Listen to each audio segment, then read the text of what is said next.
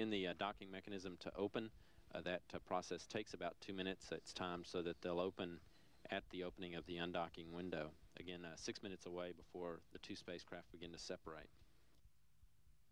A little under 5 minutes to undocking now.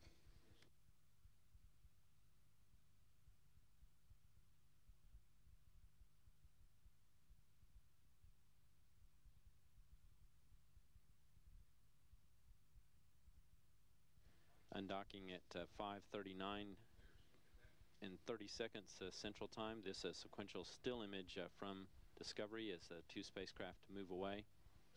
Departing the International Space Station after 5 days, 18 hours and 17 minutes docked to the complex.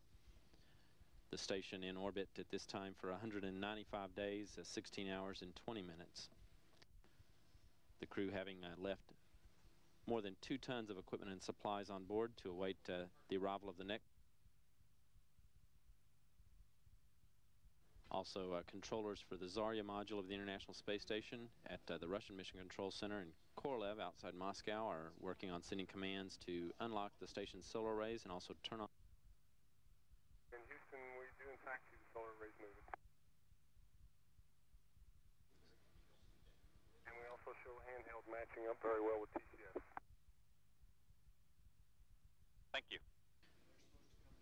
Ground controllers for the station in Russia have sent commands and turned on the station's steering jets and unlocked the solar arrays, now following the sun to generate. Give us an update on the moding lights on the space station. That'd be helpful for our tracking. Roger, Chris, they're still flashing, still in free drift, and the station is starting.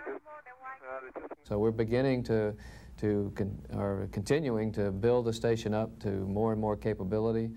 This was an important step, and I think the fact that it was done so well illustrates how well the teams are working together, both inside NASA and with our partners.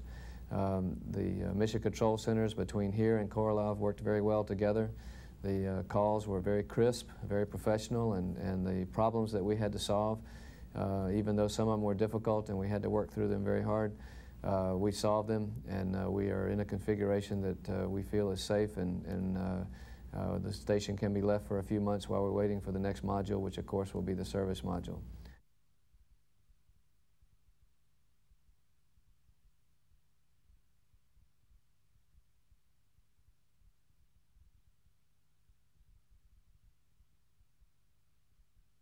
Crews powered up the onboard rendezvous radar for Discovery now. That radar reading a range of about 180 feet between Discovery and the station. Separating now at about a half a foot per second.